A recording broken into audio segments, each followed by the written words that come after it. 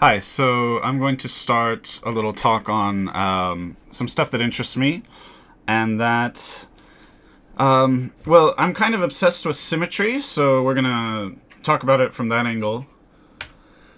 And now, my motivation for being sort of obsessed with symmetry is not some sort of nerdy fetish or something. It's although if you have that, that's fine too, but. It's actually because this stuff is related to attempts at unification physics. So that would be attempts to get gravity and particle physics to work together. And also, well, I guess theories of everything, that kind of stuff. And also with string theory, though, I'm personally I'm not particularly interested in string theory. But, I mean, that could change at some point, I don't know. I'm more interested in octonions as a sort of way of unifying physics. But anyway, so that's my motivation. But let's just talk about symmetry in general. And so you could have, let's say, I want to briefly mention a very broad overview of symmetry in mathematics. And so let's just write this out. Okay, my penmanship is terrible. Symmetry. So you have a grade school variety. Okay, if I just took some middle schoolers or high schoolers and told them, "Hey, make a report, 5 pages or whatever on symmetry," you have a month. You know the results you would get from that. Now, some of the students might end up getting into cool things like fractals and stuff like that. But let's just call it the grade school variety. I'll just write K through 12. That's sort of an Americanism or something. That's how we call it in America. K through 12, grade school variety. The ordinary stuff, right? Now, some of the interesting stuff that you might get into here is, for example, you can talk about symmetry in 1D. It's been a while since I've studied that. I think it gets into like glide. There's glide symmetry and some other stuff. In 2 dimensions, you might get into what are called, I think they're called like wallpaper tilings, that kind of thing. Hello, everyone. Hi. Welcome. Yeah, so this is live. How's it going, everybody? So that's what I'll call the first thing. Okay, but when we get into more rigorous advanced mathematics, there's a few other versions here. Hello there.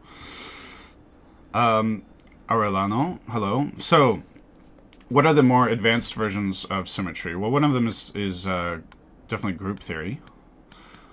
Now, usually group theory, at least when you first study it, it's studying finite groups. So, for example, very simple ones are like you look at a square and how many different ways you can transform it. So, for example, if I rotate it a little bit, so it's like this instead, that doesn't count. We want to do something to the square, such as rotating it or flipping it, and get back to the same square shape. So, for example, if I flip these sort of with a vertical line of symmetry, okay, that would be one operation, for example, or you could flip it like this, or you could rotate it 90 degrees, 180 degrees, etc. So that would form a group. And so you might label the vertices here. And for example, if we flip things, okay, horizontally, vertically, whatever, that will actually change the ordering. So right now, clockwise, this is going 1, 2, 3, 4. But if I flip things, let's say, along this vertical line of symmetry, we would get 2, 3, 1, 4, like that. And so now we have 1, 2, 3, 4. It's going around counterclockwise now. So for me, okay, now this is sort of different. I'm going to speak with linear algebra language here. So don't worry about it if you don't understand what I'm about to say. But I would think of this transformation as having a determinant of -1. That's sort of the language of matrices, because if you did this this is a very geometric transformation here, and if you did this using matrices, that would be a matrix with a determinant of -1. Hello, Jockey Dot, welcome. How are you doing? So, yeah, so we can study symmetry in this way. I mean, I've made this very sort of geometric and obvious that we are talking about symmetries here, and that would be group theory. Specifically, these are discrete groups, right? So notice that I'm not we didn't have this continuous rotation as part of the discussion. I specifically showed that that was not part of the discussion. Now, what if I wanted to describe the symmetry of a circle? Well, now any amount that you rotate it is going to be part of the symmetry, right? And so that would not be a discrete group. That is a continuous group, which we actually call a Lie group for historical reasons. An important figure in the development of the theory was a Norwegian mathematician named Sophus Lie. So it's not pronounced lie, but we have Lie groups. Now, basically, it's not just circles, okay, right? Spheres. We could also do a sphere. We could do an n-dimensional hyperspheres, okay? Hyperspheres, for example. So the ordinary sphere, like the kind of soccer ball shape, if you will, that is the ordinary sphere that we would embed in 3 dimensions, right? But we call that a 2-sphere. So, yeah, 2-sphere is the normal sphere that we're all familiar with. And the reason they call it a 2-sphere is because the surface is 2-dimensional, okay? So the n-dimensional hypersphere is the ordinary sphere that you would find in n+1 dimensions, embedded in n+1 dimensions. Yeah, I'm talking about group theory. I'm talking about symmetry here. Welcome, Lily. So, yeah, we might want to study these hyperspheres, okay? And these form a Lie group. We call it SON. Okay. Now, you don't really need to know like why this is called that, but it's the special orthogonal group of n dimensions, if you want to know about that. So yeah, that's SON. It's going to be this family of n-dimensional hyperspheres, and included in that is the circle. That is SO1 here. Okay. Now, I don't want to go into too much detail, but I want to say that you can go into sort of a, you learn about complex numbers, right? The square root of -1 at some point probably in high school. And this is very confusing for students, reasonably so. It confused mathematicians for hundreds of years, so I think that's fair. So, hold on, just like you. I'll get to your comment in a second. So, I equals -1. Yeah, so think of this as going into the world of a complex space, and that we can have the analog of the sphere in a complex space, sort of. So I don't want to go into too much detail, but that's basically going to be SUN. And in physics, so it's very interesting, if you're talking about electrons, the spin of electrons and that kind of stuff, yeah, this is going to be overwhelming for anybody who's not familiar with the topic, but the spin of an electron and the state of an electron is often described with this sort of, I'll call it a 2 complex dimensional vector space.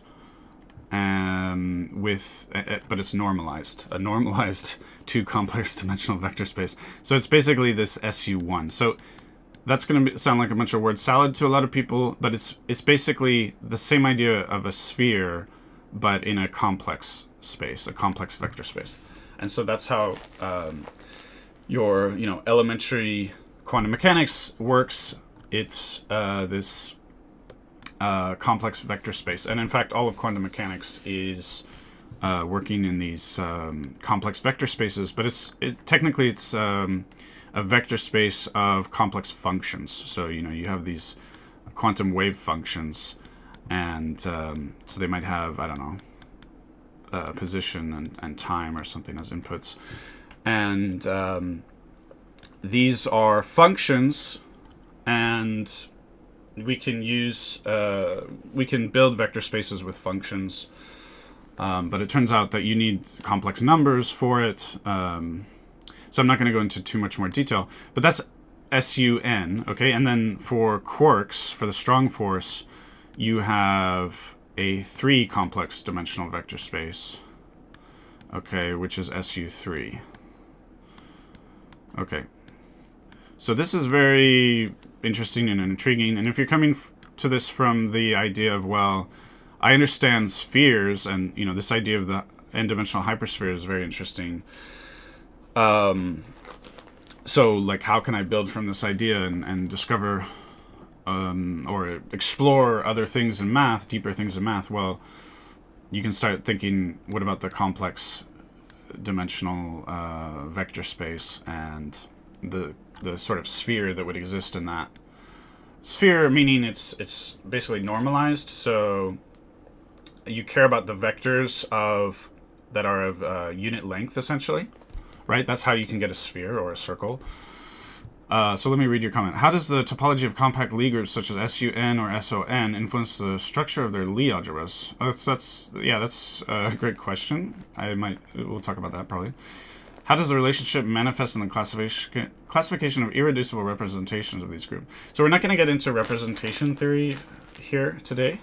The quantum computing stuff in news recently is crazy. I haven't checked it. Thanks for the comments, by the way. Keep them coming. So I just want to mention a bit more of the Lie groups. Sometimes GLN, we usually do like a n comma r, or you might do n comma c. So if I did, for example, GL2 r, this is going to be, so the GL is general linear, okay? So some people regard this as a classical Lie group. Some people don't. Who cares? It's semantics. It's definitely an important Lie group. And so this will be, this in particular would be all of the linear transformations or linear maps in 2 dimensions over a 2-dimensional real vector space. So in other words, in simpler terms, it's all the and I forgot one part of non-zero determinant. So we say non-degenerate.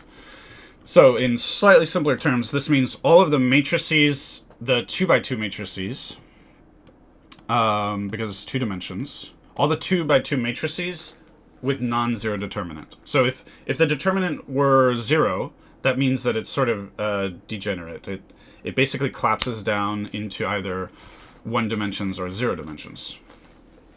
Okay, so that's an important group, and you can have that in complex dimensions and so on.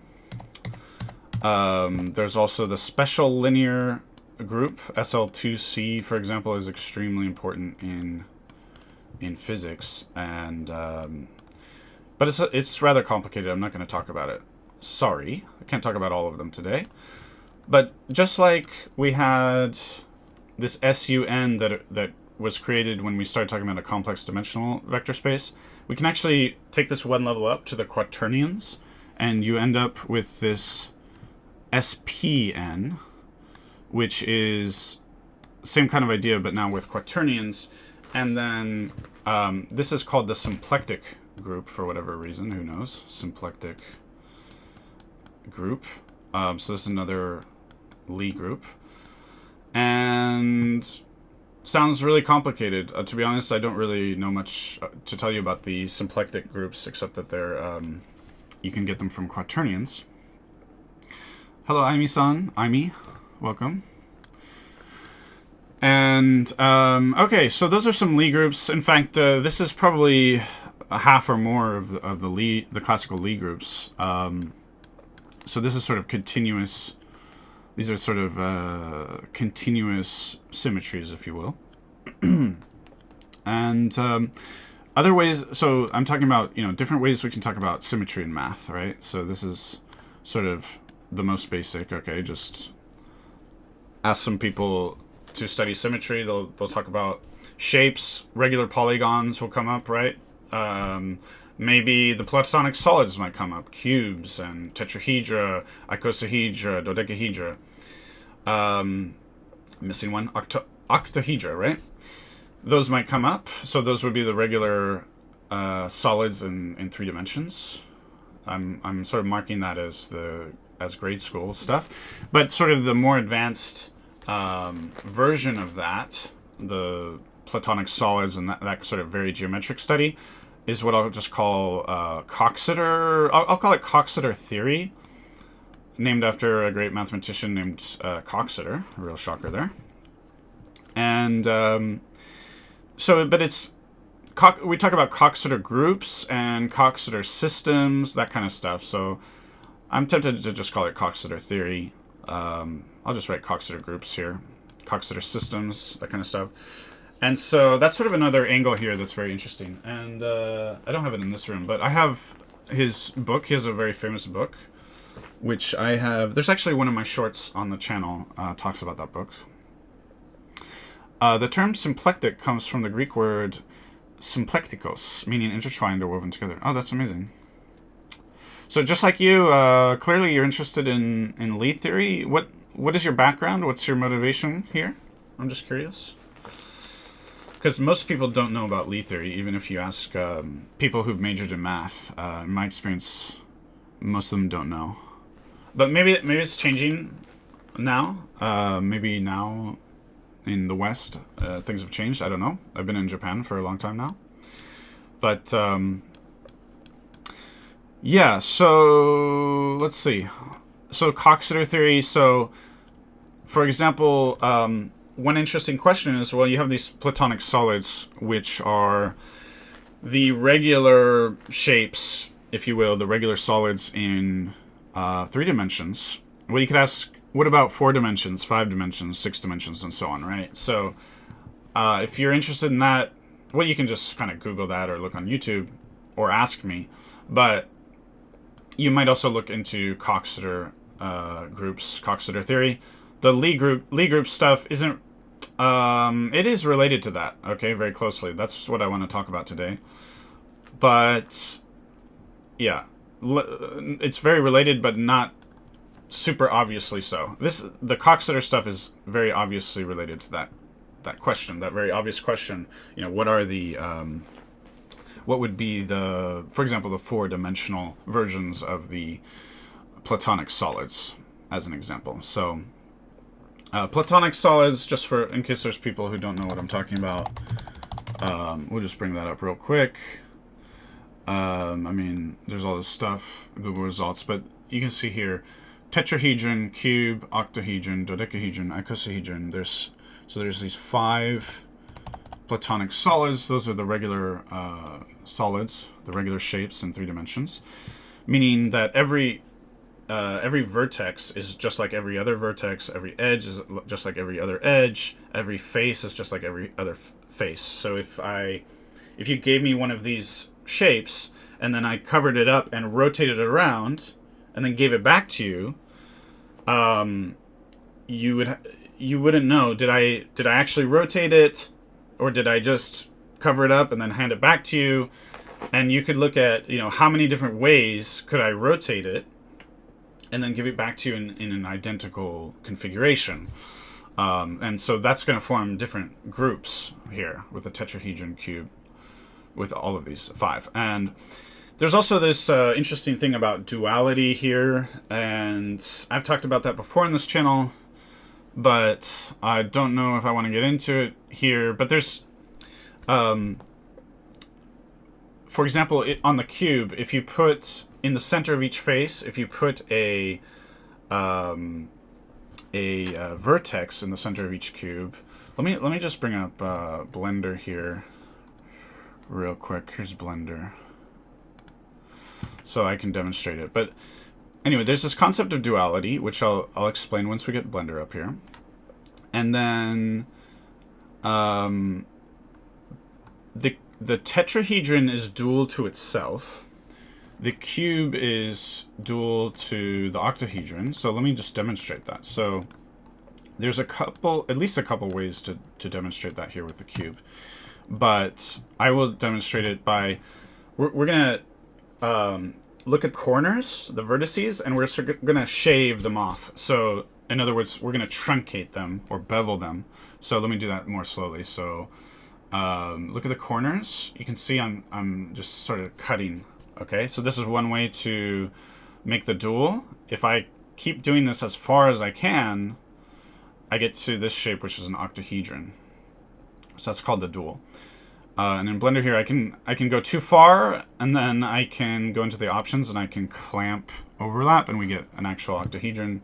I'll just go to mesh and clean up to get rid of the extra vertices that we have here, and there we have an octahedron. So, and if I did this process again, I'll get back to a cube, which I've never actually done that, but let's try to do that now. Look at that. Back to a cube. You notice it's getting smaller, but yeah, so those are, cube and octahedron are duals of each other. So what that ends up meaning is that from a group theoretic standpoint, from the symmetry standpoint, they actually contain the same symmetry, as it turns out. Okay, I'm kind of glossing over that, but that is just the fact of the matter there. So while there are 5 shapes here, there's really only 3 symmetries. The cube and octahedron symmetry is one. The dodecahedron and icosahedron symmetry is another symmetry. Those are dual of each other. And then the tetrahedron is self-dual. And so you have just 3 symmetries there. Okay. Oh, look at the comments. Haha, just learning random things. Haha, to be honest, I just randomly picking up stuff. I dabble into random subject, nothing too serious. Okay, cool. The quantum computing stuff has got me interested in physics a bit again. Nice. All right, so let's see here. So I want to get into another subject here. I'll just mention one more here. Another important thing, I think, is lattice theory. And so lattice theory is very important in chemistry also, because all these crystals, they form lattices. Okay, so you know, diamond is a certain lattice. Yeah, I won't go into too much more detail, but there's a bunch of lattices. I mean, if you think of like a square grid, that's a lattice. If you think of the 3-dimensional version of that, so like if you're playing Minecraft and you have, you know, cubes everywhere, if your whole world is a grid of 3-dimensional cubes, well, that's also a lattice. And I'll briefly mention, though I don't know enough about it personally, but this SL2C has to do with certain lattices. Now the C here is complex numbers. So yeah, I'm no expert in this subject, but this is connected with physics. It's connected with number theory. It's connected with fractals. All kinds of beautiful stuff. And the way you imagine it is that there is some kind of lattice, and you have these sort of complex functions happening within the lattice, and then it kind of just repeats. So yeah, I don't really know enough about that subject to really talk about it in too much detail. And it would have to be like 10 videos on its own anyway, because it's a very, very deep, rich subject. If you want to learn more about it, you can look up modular forms. So modular forms are kind of what I described there with the lattice. And so yeah, SL2C is very important there, and this is related to number theory, very important in number theory. I think there's probably things going on that we don't understand yet, so it's a very rich subject. Okay, so for me, this is sort of a roughly complete description. I'm sure there's more stuff about symmetry out there, but you know, of what I'm able to talk about is really just these kinds of things. And the grade school stuff is, of course, just the sort of elementary version, and everything here is going to be contained in these other subjects. Okay, so we don't really need to talk about the grade school variety, if you will. Now, in my experience, lattice theory doesn't get as much treatment from mathematicians, perhaps as it deserves, I guess. But maybe they're talking about it in terms of modular forms and other stuff, I don't know. But typically when I look up online about lattice theory, it gets into chemistry. So going a bit back to these Lie groups, now I don't know how the best way to introduce what I want to talk about today, but we went from real numbers to complex numbers, so a complex dimensional vector space, and then sort of the quaternion dimensional vector space, I guess. Okay, we can actually go further into the octonions. Now, there's these exceptional Lie groups. So G2, and so Lie theory is a graduate level math course. Like I said, most people who have majored in math who I've spoken to, they didn't even know they hadn't even heard of Lie theory. But I think it's one of the most beautiful areas of math, so it's unfortunate. But it is a hard graduate level math course. I haven't taken it, but I've watched the lectures that you can find on YouTube. So we get into these, what are called the exceptional Lie groups, and there's 5 of them. And it turns out these are actually related to the octonions, okay? So there's G2, there's F4, I'll just write them out to start. There's E6, there's E7, and there's E8.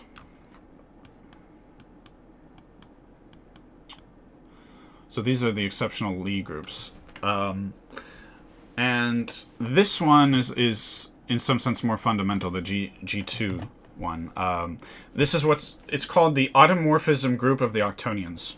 So the way an automorphism group is essentially the group where you transform something such that it gets back to itself.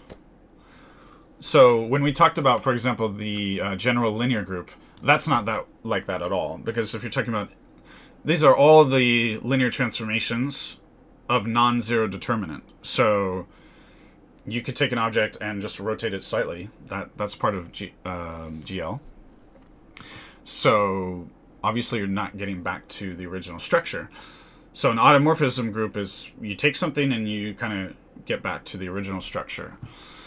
And so that is the automorphism group of the octonions. And I mean, I should maybe explain what octonions are. I haven't really explained what quaternions are either. So let's do that. Okay. So you have the real numbers, and then you have the complex numbers, okay? And I don't have time to explain complex numbers from the beginning, so that's a prerequisite here. We have the quaternions, which are denoted H, because H for Hamilton, who discovered them, and the octonions. And you can keep on going, but I'll explain later what happens when you keep on going. You actually lose some properties. So every time we go up here, we actually lose properties. So we'll talk about that. But, you know, we start with the real numbers. We get the complex numbers. And so the complex numbers are going to be something like a plus b to the I, right? And that's a prerequisite I don't really have time to explain from starting from there. If you want to learn it, look on YouTube, complex numbers.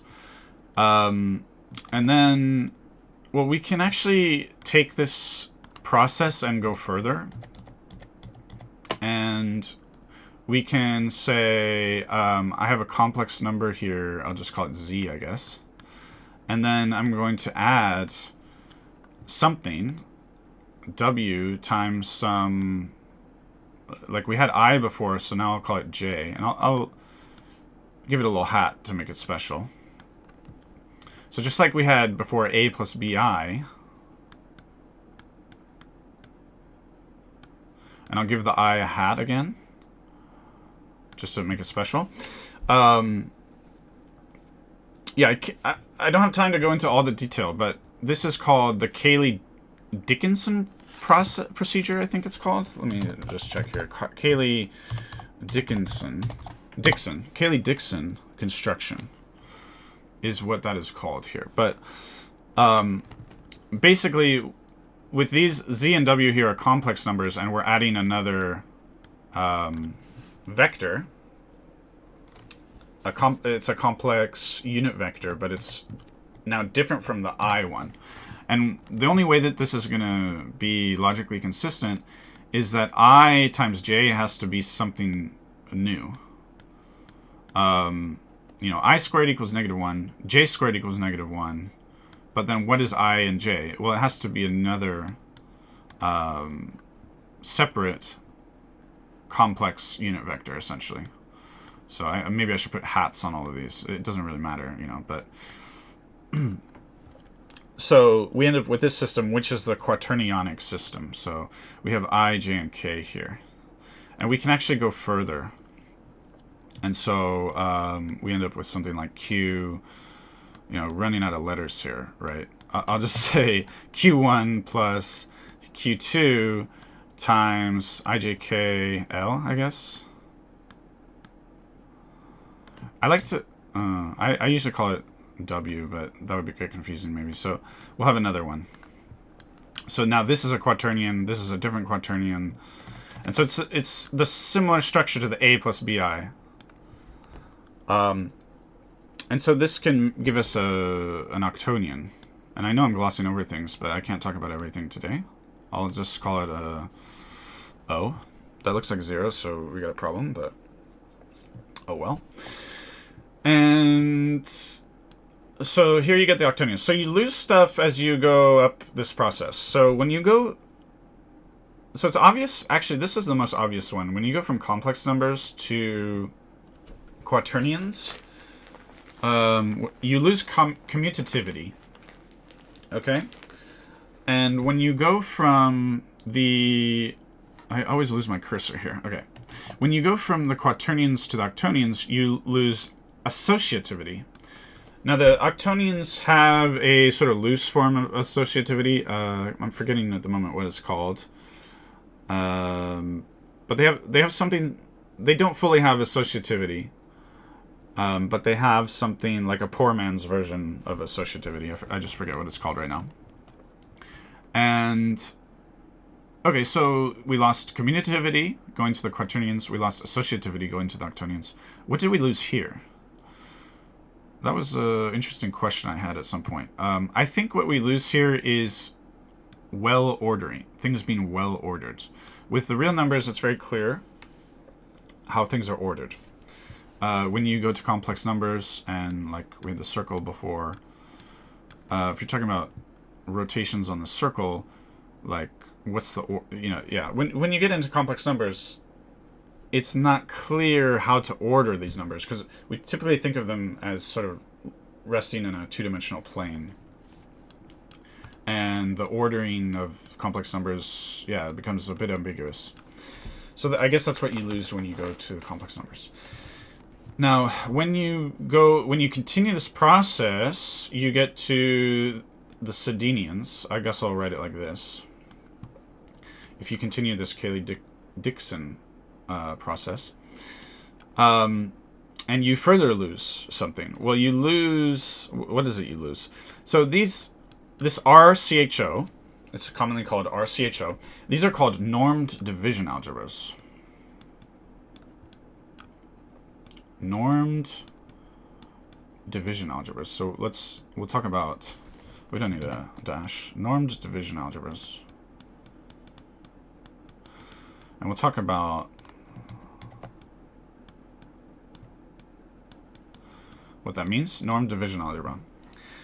So the division part basically means that you have an inverse. So if I multiply two quaternions together, I get a third quaternion. And I can also divide that third quaternion by one of the other quaternions to get the other one, right? If you have x times y equals z, I can divide z by y to get x, or I can divide z by x to get y, right? You have that natural situation. And so that means that there's an inverse. Basically, in the world of group theory, you can think of this as, to get from z to x, I multiply by inverse y, right? I said divide by y to get x, but you can multiply by inverse y and get x, or you can take z, multiply by inverse x, and get y. So that's sort of inverses. Now, what happens with the Sedenians is you don't always have a unique inverse. It gets weird. That's very interesting. And I think that's an interesting topic to look at. You know, how is it that we're creating an algebra where we don't have inverses? That's sort of very strange. And then the normed part has to do with basically having a distance function. Okay, when you hear mathematicians and physicists use a bunch of words that are very similar. They talk about a metric, they talk about a norm, they talk about... So these are referring to basically having a distance function or some kind of sense of distance, right? Because obviously with the real numbers, we can talk about a ordinary distance function that you learn in geometry. And with the complex numbers, we still have a norm. It's usually called the modulus, right? The magnitude of the vector. So, and we can do that with these other ones as well. So having a metric, and it's also, there's other words here like inner product, and all these things mean, these three words or phrases have slightly different meanings, and it's rather technical. But yeah, and this is probably the most general idea here. These ones are very similar, almost interchangeable, but not. I think technically they're not interchangeable. And this really, yeah. So physicists also, like when you study general relativity and that kind of stuff, you're talking about the metric quite a lot, sort of the way of measuring distance, because in special relativity, it changes the concept of distance. There's no, distance is no longer absolute in special relativity. What is absolute is something different called the space-time interval. And so instead of x squared plus y squared plus z squared plus t squared being some notion of distance, t being time here, in special relativity, you need a minus sign. You need a different sign between distance and time. So you could put minus signs in front of x, y, and z, and then plus t squared, or you could do it like I did here.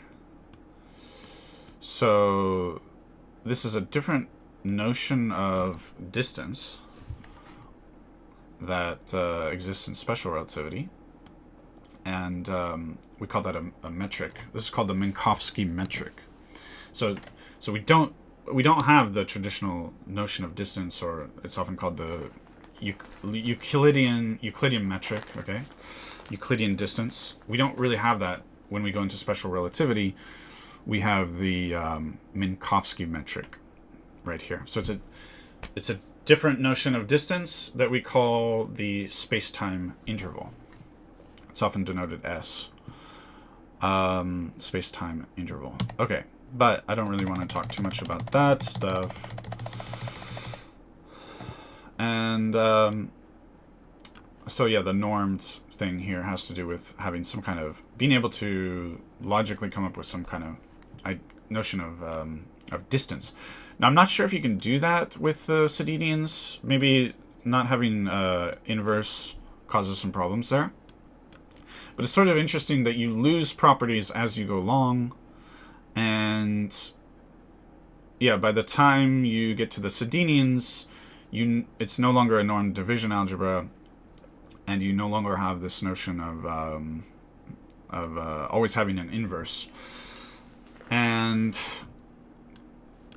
so I'm going to get a little hand wavy here, but this Sedenian algebra actually is of interest to me, and I think it's often discarded by physicists. Physicists assume it's not going to be useful, partly because when you no longer have an inverse, and I'm, again, being hand wavy here, but if you no longer have an inverse, basically, I think that you do some process and then you cannot undo the process in a clear way. And so the laws of physics as we know it are such that you don't lose information over time. And if you were going to use a Sedenian algebra to try to describe physics, you can sort of lose information because you multiply two things together, you get this third thing, and then there's no unique inverse. So there's no unique way to get back. So there's actually a collection of possibilities at that point. I know it's a little hand-wavy, a little complicated. But the way I sort of mentally think of the Sedenians, and the Sedenians are very complicated, so I basically have no business whatsoever even trying to imagine them. Because okay, right, the complex number has two real dimensions, or you can think of it as having two real dimensions.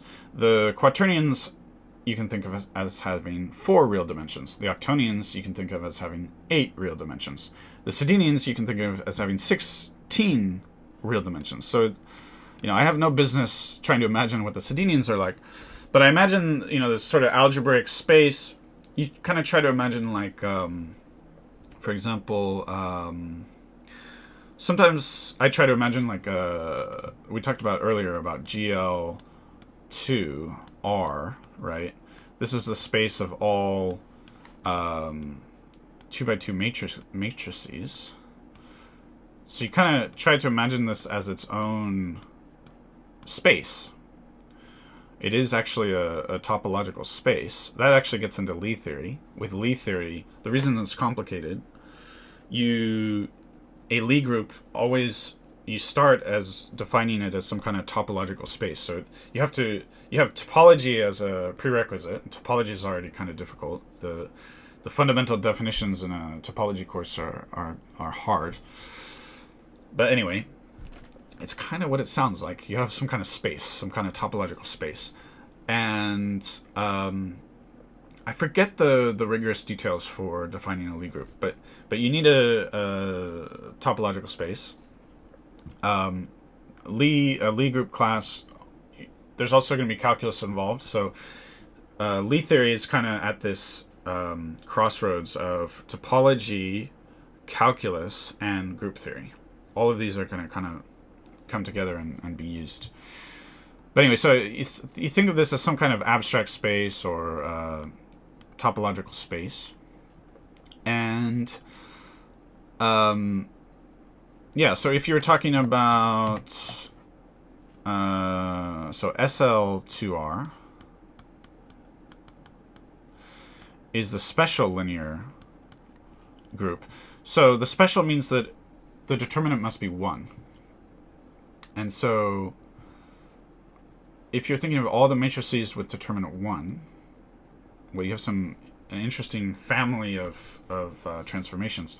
And yeah, it forms this abstract space, abstract topological space.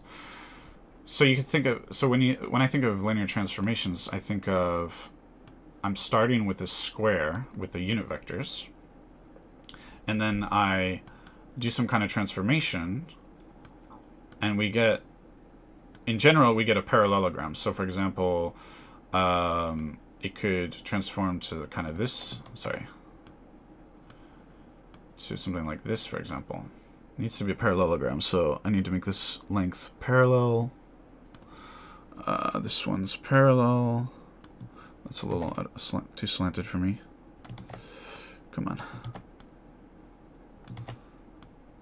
Something like that. I'm bad at drawing. But the idea is that you had this x hat vector. X hat. The x unit vector. And you had this y unit vector. Y hat. And you've moved them anywhere else on the plane. So this might be x hat, and this is y hat. It could be switched. This could be x hat.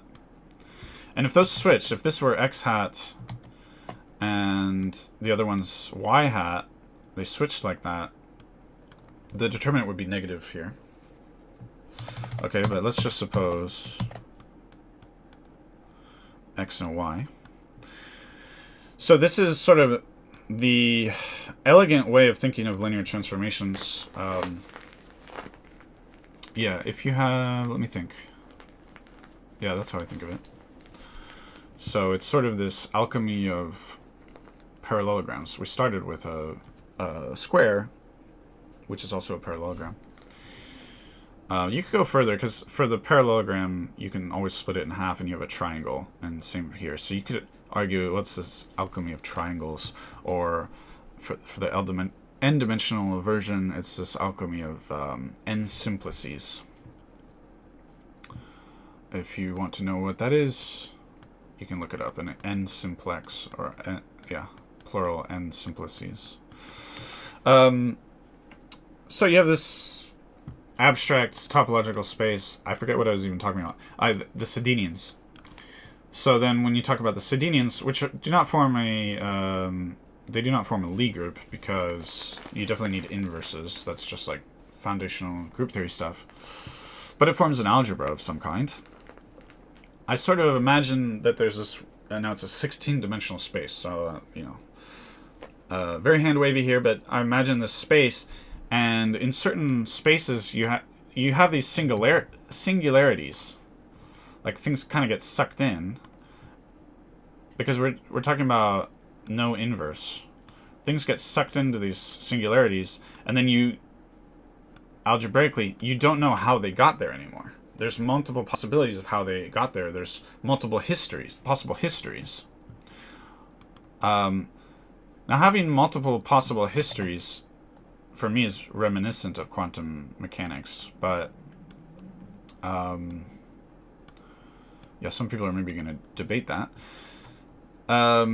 So that's interesting. And so it turns out that these little singularities are associated with the G2 group as well. I forget how to think about this or how to explain it. But these little singularities have some kind of G2 symmetry going on within the Sedenian algebra. Now, the G2 symmetry is the automorphism group of the octonions. So the octonions form these 5 exceptional Lie groups. Now, what mathematicians sometimes say is that to get from G2 to F4, F4 is the complexification of G2. So I imagine that that means something like the Carly-Dickson process that we had before. Did I erase it? This thing. I need to make it so the cursor is more visible. If anybody knows how in this application, Krita. What the heck? So yeah, I imagine it's like this. This is, you can think of this maybe as a sort of a complexification process. But yeah, so they say F4 is a complexification of G2, and then E6 is the Am I getting this right?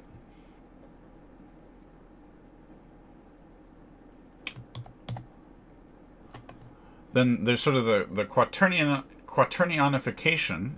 One of these is the quaternionification of G2. And then the octonionification. So I'm not...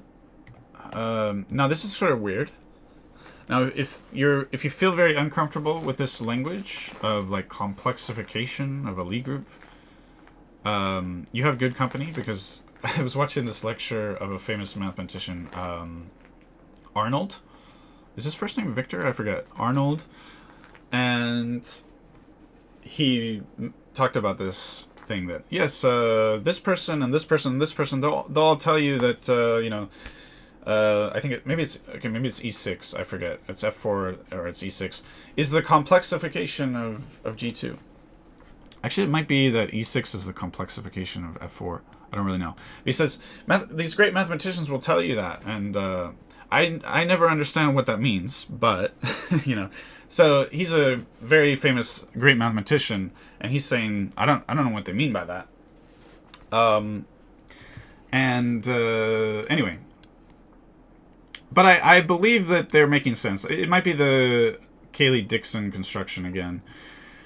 And if you really want a lot more information about this, the go-to guy, well, the most famous person, but he might just be most famous because he's the most vocal. He writes about it a lot. John Baez. He is actually the cousin, I believe, of Joan Baez. And here... So we're going to talk... I wanted to get into talking about the geometric Mackay correspondence. So the geometric Mackay correspondence is sort of a... it's talking about a connection between these Lie groups and, for example, the Platonic solids, okay? So it could be very important. And here, the top result here is actually a post by John Baez. John Baez also is thought to have one of the first blogs. He's had a blog for a very long time. This one's called the N Category Cafe. I don't know if this is the blog that he started in the 90s, but maybe.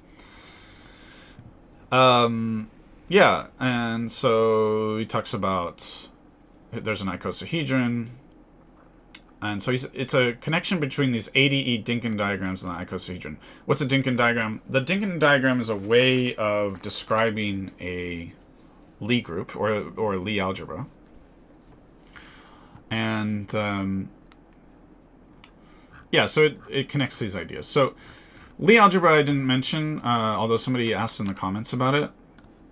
And the Lie algebra, I don't really have time to explain, but you have... I'll discuss it a bit for the sphere, the example of the sphere. Suppose this is a sphere, which looks identical to a circle, because I can't draw a sphere. But you kind of...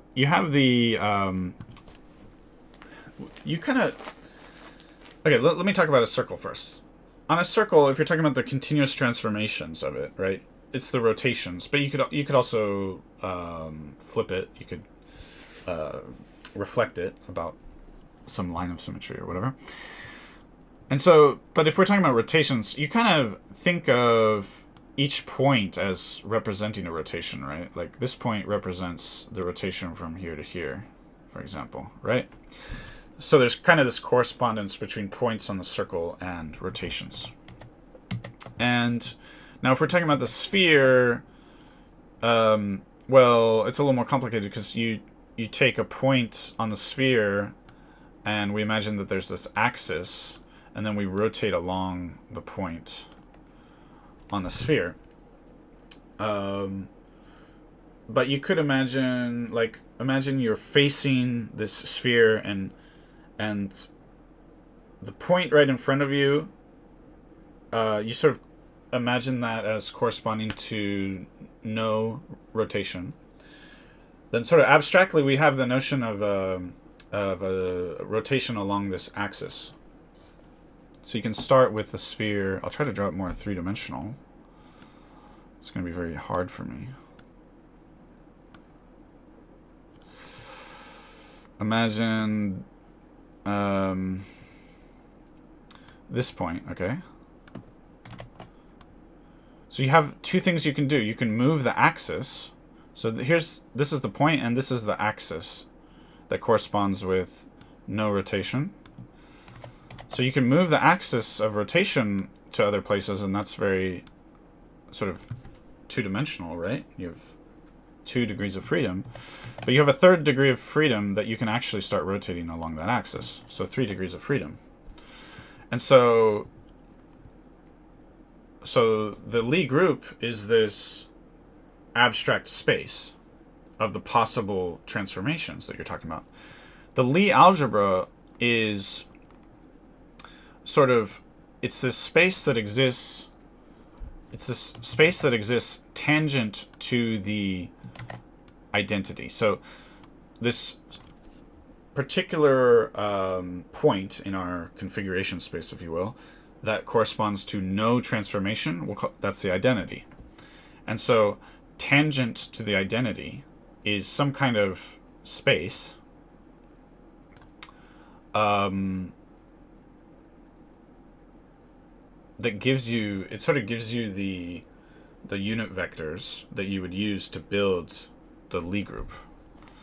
So the Lie algebra is sort of this, it's tangent to the identity. It's a vector space tangent to the identity. So that's it's a bit of a tough concept, but basically, so there's this rough correspondence between Lie groups and Lie algebras. And it turns out that you, instead of studying Lie groups, which would be a little more complicated, they actually just study the Lie algebras. Now, none of this is very easy, but you can actually, and I've seen some sort of presentations, they just start with the Lie algebras, sometimes. But so a course on Lie theory, a graduate level course, a first course, basically the structure of the course is that the crown jewel is the classification of Lie groups and Lie algebras, right? I mean, that's often how it goes. Area of math, they come up with these interesting objects, and then the idea is to classify all of the possible versions of this object and sort of taxonomically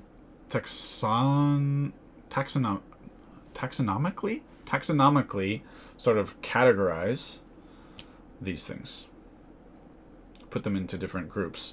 Unfortunately, these words like group and categorize, these are sort of overloaded.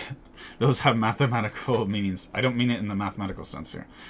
Anyway, we want to classify it, right?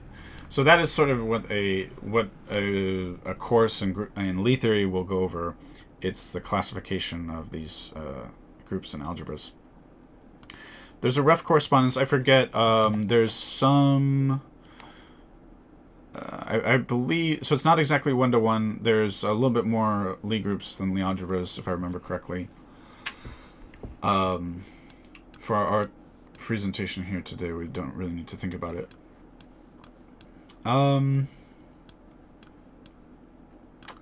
Now, yeah, John Baez also talks about some very interesting things. He does explain how to sort of describe these 5 exceptional Lie groups or Lie algebras as being derived from the octonions.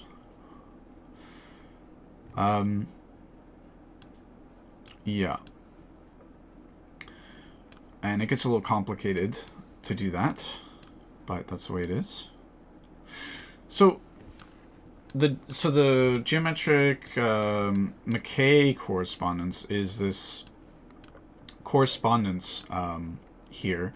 But before I talk about that, I need to talk about why you'll often see talk of just ADE graphs or ADE Dinkin diagrams. And so this ADE has to do with the Lie algebras. So when we classify the Lie algebras, we use this terminology ADE. And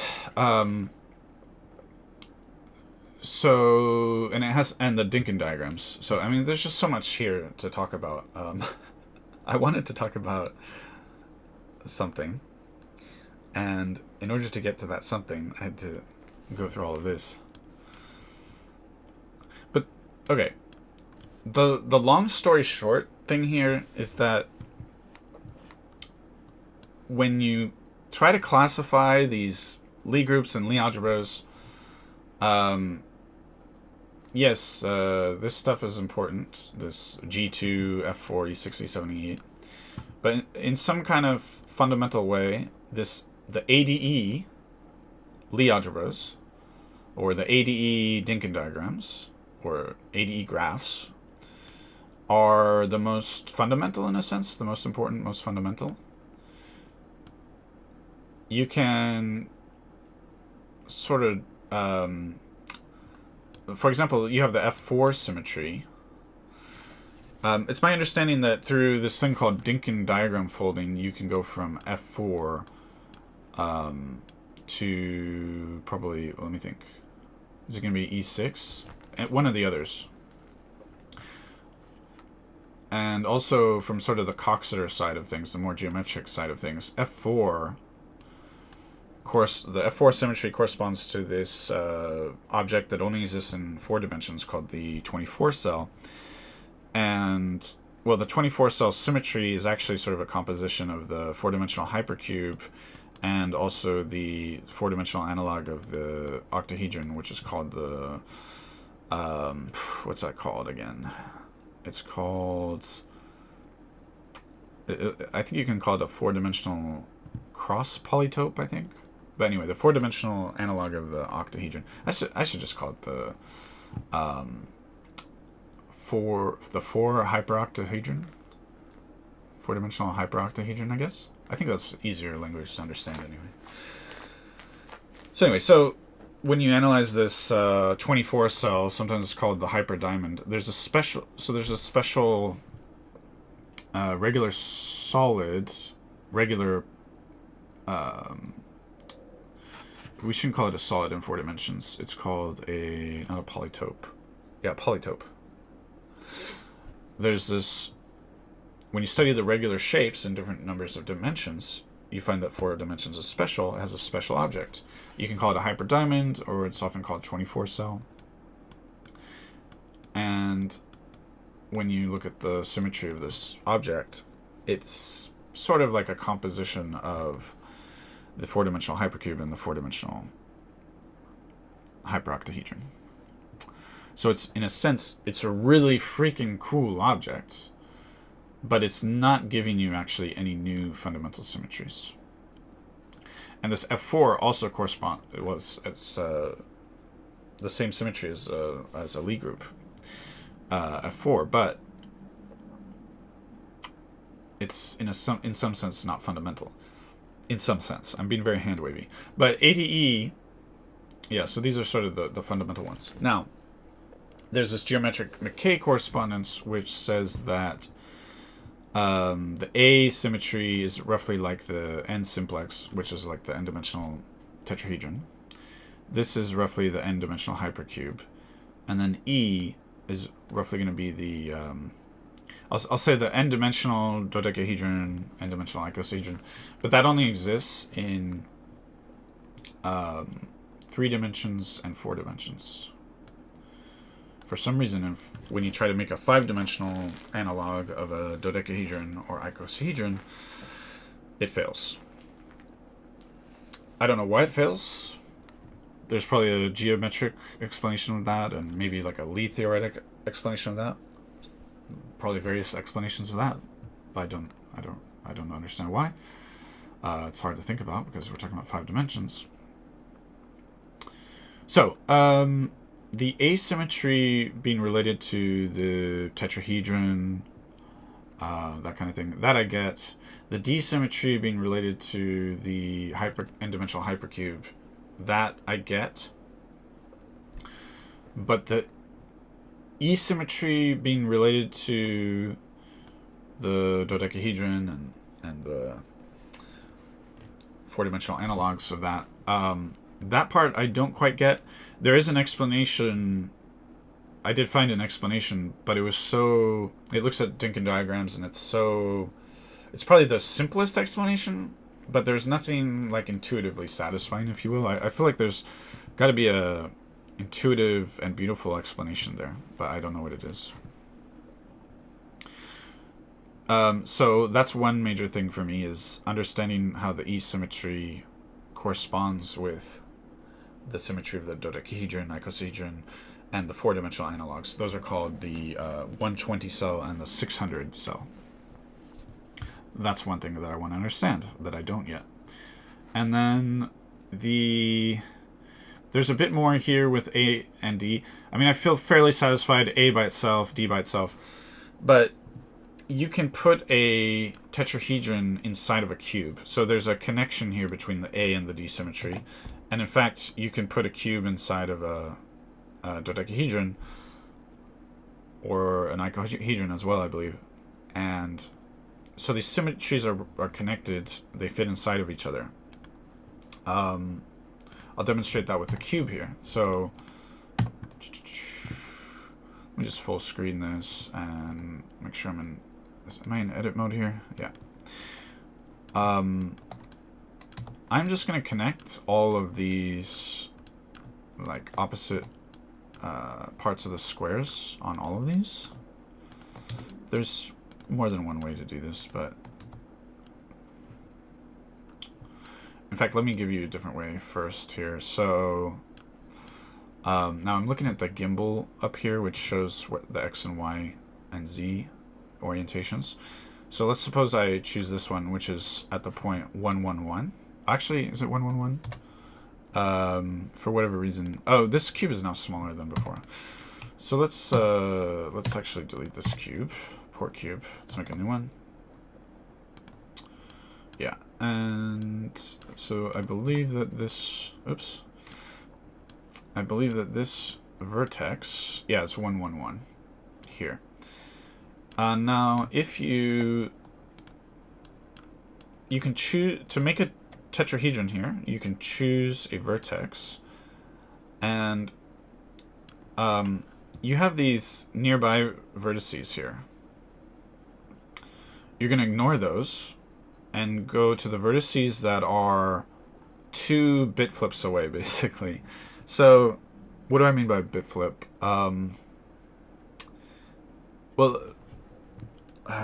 So here, I'll just try to briefly explain it here. So all of these vertices have positive 1 or positive 1 or negative 1 in X, Y, and Z, right? And so if I start here, the way I traverse an edge, so I'll go along this edge, say to this vertex, is I take one of the X, Y, or Z values and I flip it. I flip the sign. So I can flip the sign. That's how you move around the edges of the cube. You just flip the sign. Every movement along an edge is flipping the sign of one of the X, Y, or Z values. So I call that a bit flip sometimes. But don't worry about that. But anyway, so there's these 3 vertices that are 1 bit flip away.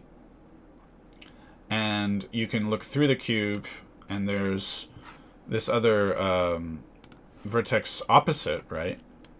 And what we want is to connect the 3 other vertices that I haven't mentioned. These, and the vertex facing us here. So I'm going to do that. So I'm going to connect this one, connect this one, and this one.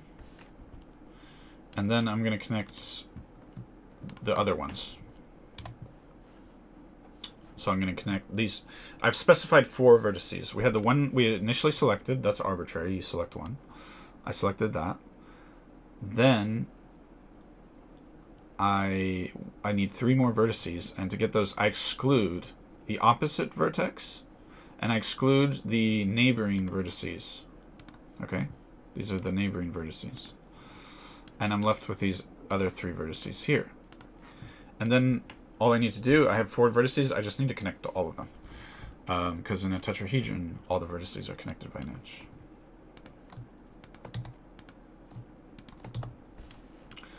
And so now I can go further and hold on.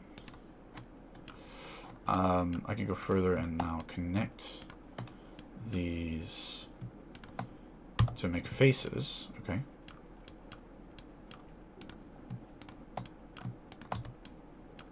There's gonna be four faces for the tetrahedron. Oops.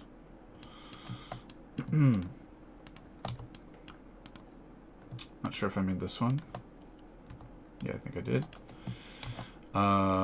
Wait, we can... My controls are a little different than I'm used to for some reason. Okay, I think there's one more I need to do here. And now, if I select these 4 faces, we have that's a tetrahedron in there. So I could actually, hold on. Can try to sort of separate it out, but I'm not going to worry about that too much now. Yes, and so that's a tetrahedron inside of a cube. So the tetrahedron has the asymmetry in terms of the Dinkin diagrams, the Lie algebras, and all that kind of stuff. It corresponds to the asymmetry. Now, I could have created this tetrahedron sort of 8 different ways, because I could have started by choosing 8 different vertices of the cube. But it turns out that's only going to create 2 different tetrahedra. So let's create the other one, I guess. Might as well. Wait a second. Sorry, my controls are confusing me so much here. I think this is an older version of Blender than... I think I have multiple versions of Blender on my computer here, so... What happened? Okay. So... Yeah, we're going to select these other ones. So, all I need to do is create a different tetrahedron that doesn't overlap, right? So basically, I mean, all the 4 vertices of the tetrahedron are identical because it's a regular solid. And therefore, if I tried to make a new tetrahedron by starting with this vertex, it's not going to work. All 4 of these vertices are going to create the same tetrahedron. So I've basically eliminated 4 of the possible vertices that I could use to create this tetrahedron, and I'm left with 4 other ones, which will create the second tetrahedron. So if you follow that logic, you can see that there's going to be 2 possible tetrahedra that I can create inside this cube. And that is, yeah. So I'm very interested in these relationships of the symmetries, and also learning about the E-symmetry, because it's very difficult and confusing on all that jazz. Now, there's another thing I want to talk about, which is... Hold on one second here. Just going to make a new document here. So... Gray...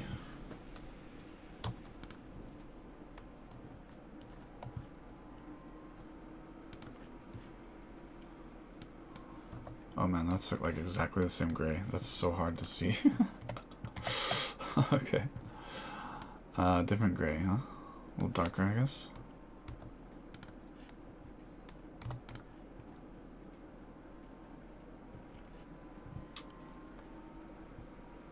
Okay.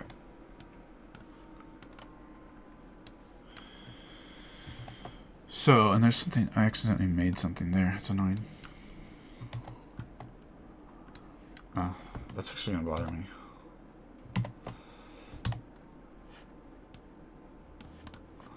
Sorry about this.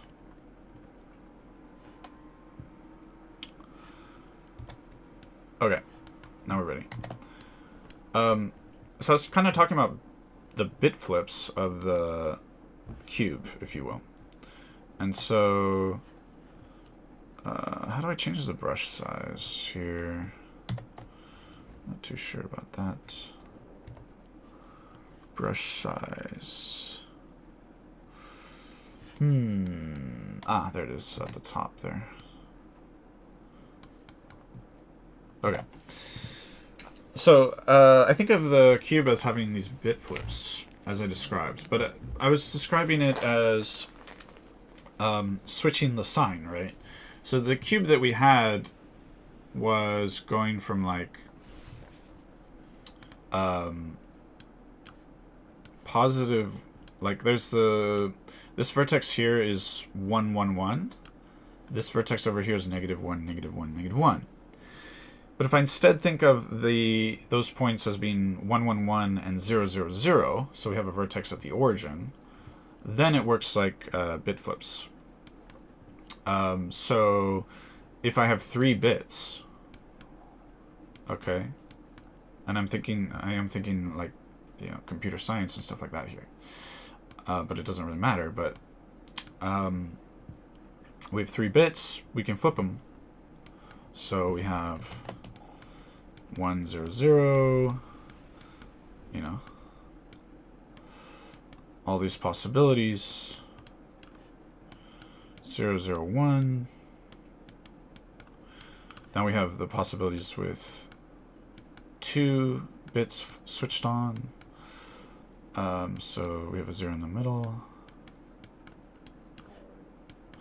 Making these is kind of easy because there should be this diagonal, like with the 0 diagonal here, with the 1 diagonal here, and then with all the bits flipped on, right? Those are the 8 possibilities. So there's 8 corners of the cube, 8 possibilities. Each edge, the edges are defined by these bit flips. So what's interesting to me, one thing is, well, obviously there's a correspondence somehow with the octahedron. We talked about that. The octahedron and the cube are dual. And with the octahedron, each vertex of the octahedron will correspond in some way with each edge. No, it'll be each face of the cube. So what I'm trying to do here is to try to think in these terms, relating these symmetries, and sort of without trying to think about this without thinking about the geometry. Of course, the geometry is very useful and probably the best way to think about this stuff. Now, with the tetrahedron, let's say you have, an ordinary tetrahedron. It's a bit, no, I can't draw these things. This is kind of what sucks. Let's suppose that this is our tetrahedron, okay? Doesn't look three-dimensional at all. I need to get better at drawing these things. Let me give it another try.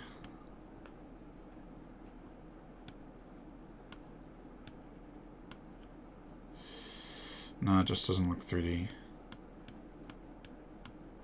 This is a little better, maybe. This is our tetrahedron, okay? For me, I like to think of each of these edges as representing a swap or transposition of an element. So I'm thinking out loud here a bit, but if each of these is a swap or a transposition,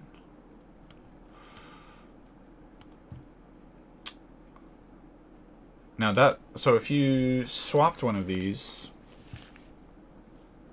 that's different from a rotation. So if you had whatever this, let's call this vertex alpha and this vertex beta, if you just switch them and the other two vertices stay where they are, it's like you haven't done a transformation that would correspond to a rotation, right? Because you've change the order and configuration of these vertices.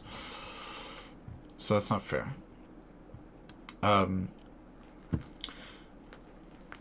But in some sense, so the two-dimensional version of the tetrahedron is just a triangle. And you're allowed to... Yeah, I keep thinking of these edges as swapping the items, as representing that.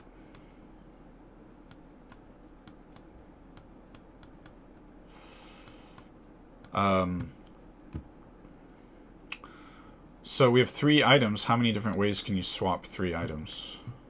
And I am thinking out loud here, you know. This is not a lecture anymore. I'm just working through this. We have 3 items. How many ways can you swap them? Well, you can swap them and get 2, 1, 3. So this is our identity. This is no swap.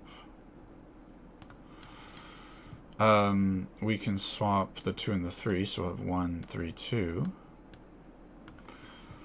And let's see, this one we swap, 3 stayed the same, this one, 1 stayed the same. So then we have one where 2 stays the same. And we're gonna have 3 here and 1 here.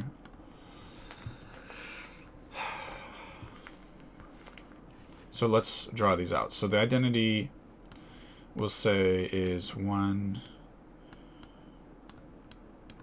2, 3. This is the identity.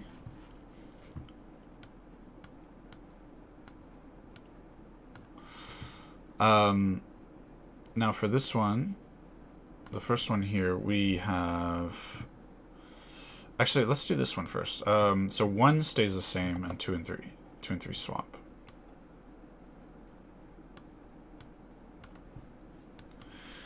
And then... Well, we'll keep 2 the same, so I'll write a 2. And then 1 and 3. And then we'll keep 3 the same. And we'll swap the others. Sorry, 3 is up here. Down here, rather. And 2, 1.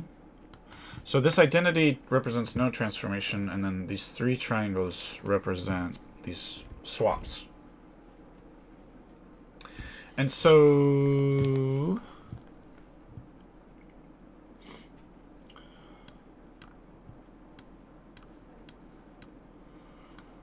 we saw...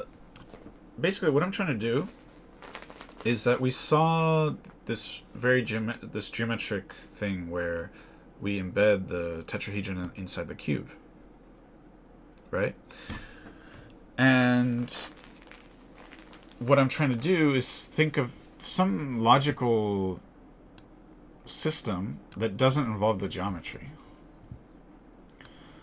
So I keep thinking of the tetrahedral stuff as being representing these kind of transpositions, and I'm not sure if that's the best way to think of it, but that's what I tend to do. And cubes I think of as these bit flips. So if you made this a 4-dimensional thing, it would correspond to the 4-dimensional hypercube. If you're talking about bit flipping with 4 bits and 2 bits with a square, you can do that. So I think this is a very good way of thinking of the D symmetry, or the symmetry of the n-dimensional hypercube. And so I want some kind of logical manner in which the asymmetry fits inside the D symmetry, and maybe it has something to do. I think it has to do with... so let's look at these 3 here and figure out the determinant of this transformation. Well, the determinant I know is -1, because the determinant, if you do a transposition, the determinant is -1. In other words, these are sort of from the identity to here is a non-cyclic permutation. But let's see. I think, are all of these in between each other, are they cyclic? We have 3, 2, 1, 3, 2, 1, 3, 2, 1. So between each of these, they are cyclic. So are these the odd permutations? I get a little confused. My brain is sort of turning to mush here. Maybe those are the odd permutations? Yeah, because odd permutation is... Those are all the ones from... if it's generated by an odd number of transpositions, or swaps, that's an odd permutation. So those are all the odd permutations. But this example is a triangle, not a tetrahedron.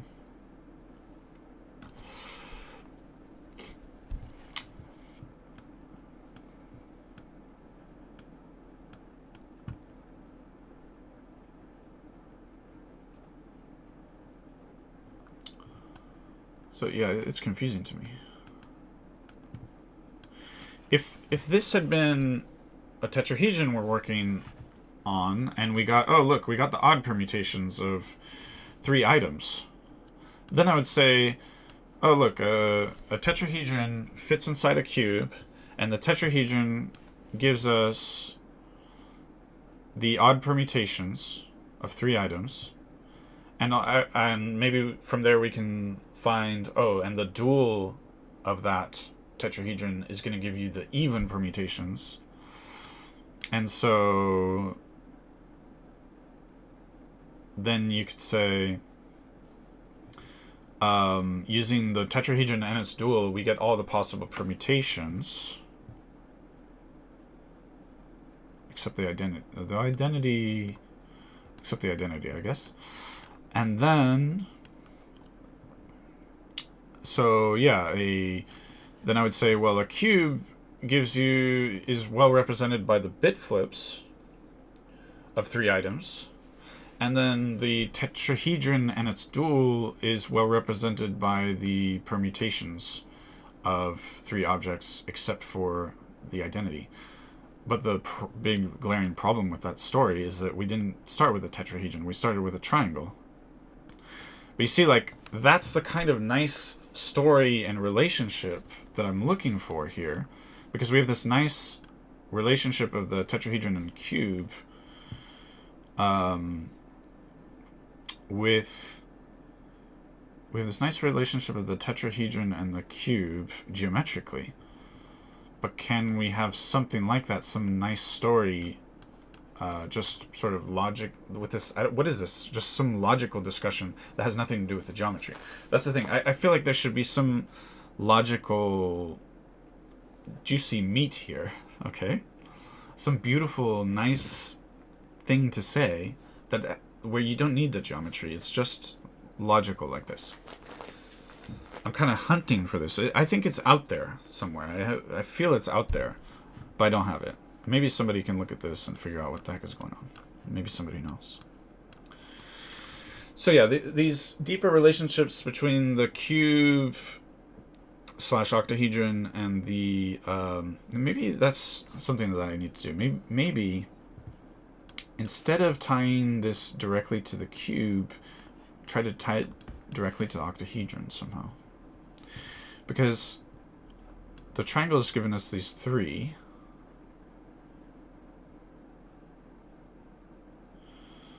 If we double that to 6, we get 6, which is the number of vertices of an octahedron. Is there something we can do there?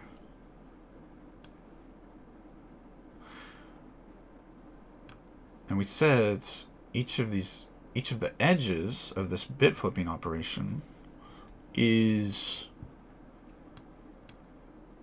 Well, each of the bit flips is represented by an edge. So we have... How many edges in a cube? It's 12. And does a octahedron... It only has 6 vertices? Anyway, this is the kind of stuff I'm trying to figure out. Help. Please help. It's got to be more... There's definitely more things to learn about the relationships of the tetrahedron and the cube that I do not know yet, that are sort of really fundamental and important. And then, I mean, and I talked about it, or I've done previous live streams where I started with an icosahedron and we found the the 5 cubes inside of the icosahedron. Or sorry, no. There's 5 cubes inside of a dodecahedron. I've done this many times in past live streams if you want to see it. And so that's a cube inside of a dodecahedron. Yeah. So I'm not sure about cubes inside of the icosahedron. Not sure about how that works, if it works. Or octahedra inside the icosahedron. I don't know. So there's a lot of these relationships that I'm trying to tease out and learn. Unfortunately for me, Googling this stuff only gets me so far, personally, and the math books I have don't really touch too much on this stuff. So I'm trying to figure things out. Help. Please help. And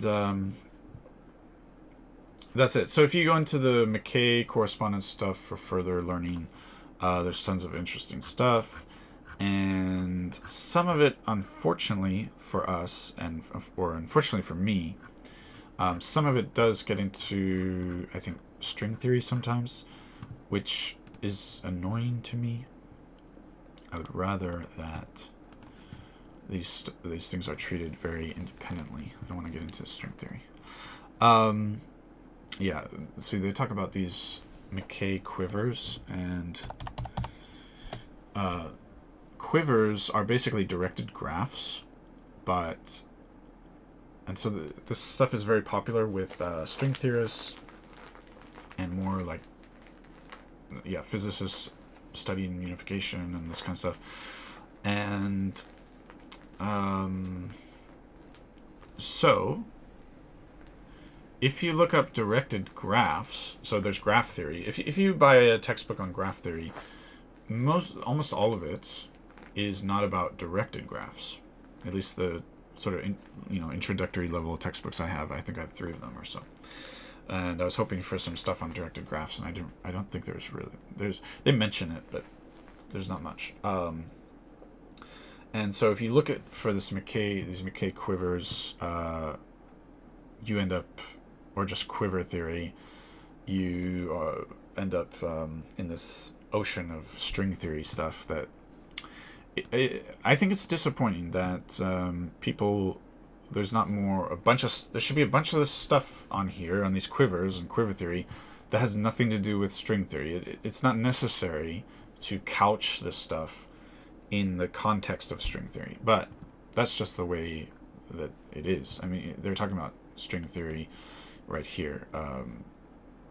Seeberg-Witten theory, I don't know, D-brain. Yeah. So, unfortunately, if you look for this stuff, it's sometimes couched in the context of string theory, which will make it way more difficult to learn about.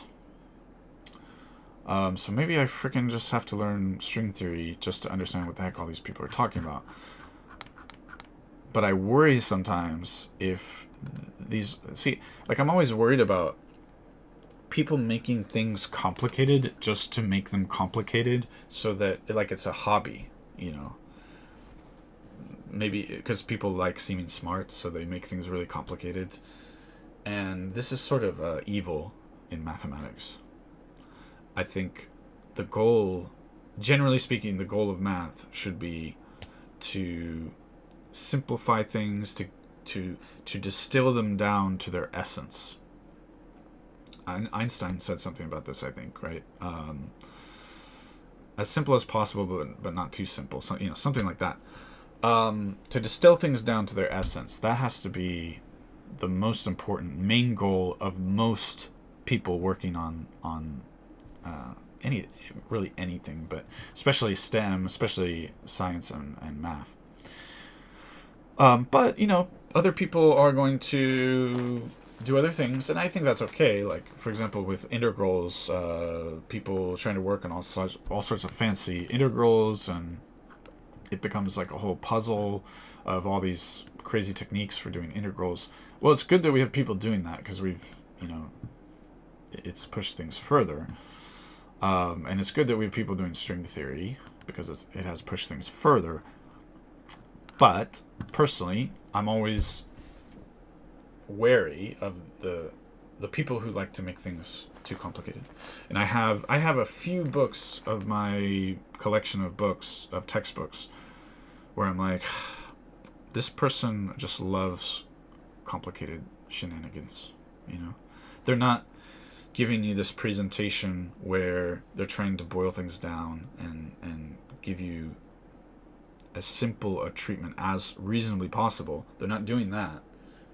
They're maybe trying to just look smart, or maybe they don't know, they really don't know what direction to go in, so they just take what they already know and just like build something very complicated from it because they don't really know what else to do. And I'm not saying that people shouldn't do that, but I'm always trying to protect myself from it because it's a mess. Gatekeeping, it's related to that. It's not necessarily that, but there is a lot of that too. And I guess they have, there's been some research actually on the use of jargon in scientific papers. And, yeah, like somebody like John Baez is fantastic because he is always trying to take complicated things, the deep arcane arts and the black magic, if you will, and he's trying to distill it down and make it more approachable and boil it down to its essence, which is really the important thing to do. And so John Baez is great. Now, that doesn't mean reading his stuff is going to be easy. A lot of the stuff he talks about, if you pay attention, if you look closely, he will point out that there's things he doesn't understand. We're still working out a lot of this really complicated stuff. So he will point out that there's things he doesn't understand, and a lot of these blog posts are originally motivated by him trying to, and he's a professor of mathematics, by the way, but he's trying to understand things better himself. So he starts researching something for these kind of these blog posts, if you will. So, John Baez is great. Ed Witten, I'm not sure how I feel about Ed Witten. He's obviously a crazy genius, super genius. But, yeah, he's just a super crazy genius, and he's very hard to understand. I'm not going to use that. I'm not going to say that that's a minus point for him, but I'm not going to judge him for that. But Witten is one of the hardest to understand out there. But that might just be he's just super advanced, and that's just there's no way around it. I'm gonna give him the benefit of the doubt on that. I think there's what's his name, Eric Weinstein. I always forget if it's Weinstein or Weinstein. He's very negative about Witten, and whatever. I don't know enough to make a judgment call there. But anyway, I think that's it for today. So thanks everyone for the comments, likes, subs, all that good stuff, sharing.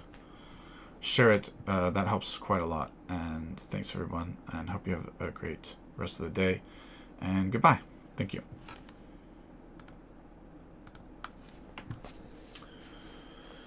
That was live, and I was also recording over here on OBS, so I might put together a video and put it up. I'm not sure. But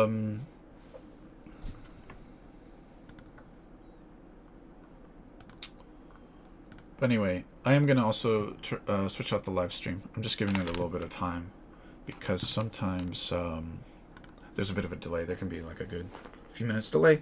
So anyway, thank you and goodbye. That's it. Thank you, everyone. And goodbye.